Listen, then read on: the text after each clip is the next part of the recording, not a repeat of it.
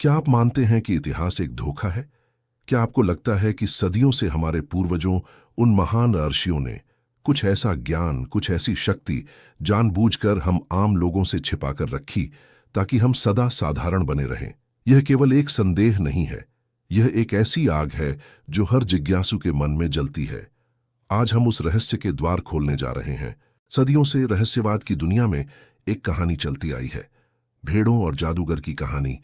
एक बहुत धूर्त और अमीर जादूगर था जिसके पास भेड़ों का एक बड़ा झुंड था। वह चरवाहों को काम पर नहीं रखना चाहता था, न ही बाड़ लगवाना चाहता था। भेड़ें जंगल में भाग जाती थीं या खाई में गिर जाती थीं, और सबसे बड़ी बात, वे यह जानती थीं कि जादूगर उनके मांस और खाल के लिए उन्हें मारना चाहता है, इसलिए वे दूर भाग जाती थीं। तब जादूगर ने एक समाधान खोजा। उसने भेड़ों को सम्मोहित, हिप्नोटाइज कर दिया। उसने उन्हें 3 बातें सुझाईं। पहली, तुम अमर हो, खाल उतारे जाने से तुम्हें कोई नुकसान नहीं होगा, बल्कि यह तुम्हारे लिए बहुत अच्छा और सुखद होगा। दूसरी, जादूगर तुम्हारा अच्छा मालिक है जो तुम्हें प्यार करता है और तुम्हारे लिए दुनिया में कुछ भी करने को तैयार है। और तीसरी, यदि तुम्हें कुछ होने वाला भी है तो वह आज नहीं होगा, इसलिए तुम्हें इसके बारे में चिंता करने की आवश्यकता नहीं है। जादूगर यही नहीं रुका। उसने भेड़ों को यह भी सुझाया कि वे भेड़ें नहीं हैं। कुछ को उसने सुझाया कि वे सिंह हैं, कुछ को चील, कुछ को मनुष्य और कुछ को तो स्वयं जादूगर।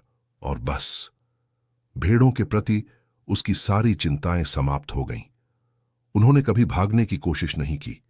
वे शांति से उस समय का इंतजार करने लगीं जब जादूगर को उनके मांस और खाल की आवश्यकता होगी।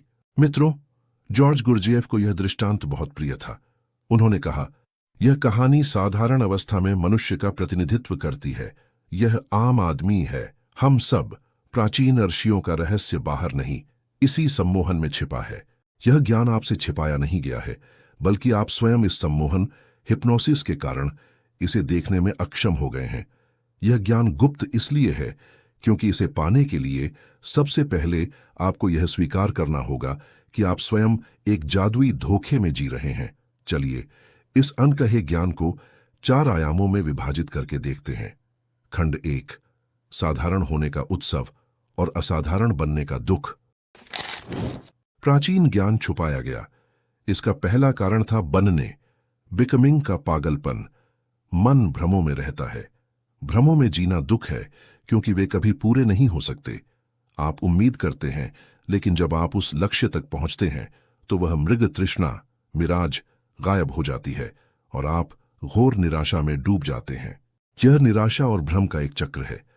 निराशा से आप भ्रम पैदा करते हैं और भ्रम से और अधिक निराशा पैदा होती है। आप लगातार तनाव में रहते हैं। उस चीज के बीच जो है और जो होनी चाहिए, यहीं पर पहला रहस्य आता है। आनंद, सेलिब्रेशन का अर्थ है बनने की इस पूरी यात्रा को छोड़ देना। केवल होना, बीइंग ही आनंद है। यही अंतर सिकंदर और बुद्ध में है। सिकंदर विशेष बनना चाहता है, वह पूरी दुनिया पर कब्जा करना चाहता है। बुद्ध बस स्वयं होना चाहते हैं। सिकंदर के लिए तो लाखों जीवन भी पर्याप्त नहीं होंगे। उसकी यात्रा कभी पूरी नहीं होगी। वह बार बार निराश होगा और हर निराशा से और बड़े भ्रम पैदा करेगा। यह एक नशीली दवा, ड्रग जैसा है। लेकिन बुद्ध को कहीं जाने की आवश्यकता नहीं है। उन्हें कुछ भी बनने की आवश्यकता नहीं है। बुद्ध इस क्षण में वह हो सकते हैं जो वह होना चाहते हैं, क्योंकि वह पहले से ही वह हैं। एक शिष्य था, अनिरुद्ध। वह मास्टर को विशाल, विशेष, असाधारण मानता था। हम अक्सर ऐसे ही अपने गुरु को असाधारण और विशेष मानते हैं, लेकिन कई दिन साथ रहने के बाद उसने कहा कि मास्टर सामान्य लगते हैं, जैसे कोई भी अन्य व्यक्ति। एक दिन अनिरुद्ध ने कहा, मास्टर, कई दिनों से आपके साथ रहने के बाद मुझे लगा कि आप भी बिल्कुल सामान्य व्यक्ति की तरह हैं। यह क्या हो रहा है? क्या मेरी निष्ठा आपसे समाप्त हो रही है? क्या यह मेरी श्रद्धा का अंत है या समझ की शुरुआत? मास्टर ने कहा, मैं जैसा हूं वैसा ही हूं, बिल्कुल साधारण, अटरली ऑर्डिनरी। अनिरुद्ध ने पूछा, फिर अंतर कहां है? अंतर यह है, मैं अपनी साधारणता का उत्सव मनाता हूं, तुम नहीं मनाते। मैं इसे स्वीकार करता हूं, मैं इसमें पूरी तरह आनंदित हूं, तुम नहीं हो। मैं होना, बीइंग हूं, तुम बनना, बिकमिंग हो। यही अंतर है। अनिरुद्ध असाधारणता की इच्छा रखता था, इसीलिए उसने मास्टर में भी वही प्रक्षेपित किया, और ऐसे ही गुरु की तलाश भी अहंकार की यात्रा बन जाती है। जब यह भ्रम टूटता है तो शिष्य को चुनाव करना पड़ता है, या तो साधारणता की सुंदरता को समझकर आनंदित हो जाए, या फिर नए बड़े भ्रमों की तलाश में किसी पाखंडी के पास चला जाए। ज्ञान का रहस्य यहां छिपा है। असली ज्ञान आपके अहंकार की मांगों को पूरा करने के लिए बाध्य नहीं है। यह आपको विशेष बनाने नहीं, बल्कि आपको साधारणता के चरम आनंद में स्थापित करने आता है। खंड 2, शिष्यत्व की जटिलता और ज्ञान का मूल्य। प्राचीन ज्ञान को छिपाने या इसे केवल शिष्यों को देने का दूसरा कारण इसकी मांग है। यह मुफ्त नहीं आता। गुरु शिष्य का संबंध ऐसा है कि शिष्य को सीखने के लिए उपलब्ध होना चाहिए, अस्तित्व के प्रति संवेदनशील होना चाहिए। 1. असंगतता का सिद्धांत, the consistency of inconsistency. Master के कथन असंगत, इनकंसिस्टेंट क्यों होते हैं? क्योंकि सत्य बताया नहीं जा सकता। मास्टर का उद्देश्य सत्य बताना नहीं, बल्कि शिष्य को जागृत करना है। यदि गुरु बहुत सुसंगत, कंसिस्टेंट होगा तो शिष्य सोचना बंद कर देगा और अंधा विश्वास करने लगेगा। असंगतता आवश्यक है। आज कल के प्रति आज्ञाकारी नहीं होना चाहिए। विकास का अर्थ है असंगतता। मास्टर की एकमात्र सुसंगतता है असंगत बने रहना।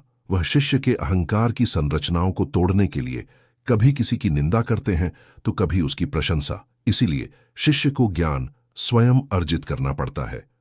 2. आंतरिक तैयारी का मूल्य, द कॉस्ट ऑफ अवेकनिंग। ज्ञान प्राप्ति के लिए क्या देना पड़ता है? आपका पूरा अस्तित्व। प्रेम आवश्यक है, क्योंकि प्रेम ही आपको पूरी तरह खोने की एकमात्र संभावना देता है। प्रेम आपको यथार्थ, रियल बनाता है। प्रेम के रास्ते में कष्ट होगा। यह चोट आपको मजबूत करती है, आपको कम नींद में रहने के लिए उकसाती है। जिस तरह एक मछली को सागर का बोध तभी होता है जब उसे जाल में फंसाकर किनारे पर फेंक दिया जाता है, वैसे ही आपको अपनी जड़ता और अज्ञानता को तोड़ने के लिए प्रेम के आग के दरिया से गुजरना होगा। महान सूफी रहस्यवादी हसन ने अपने 3 मास्टर्स के बारे में बताया था।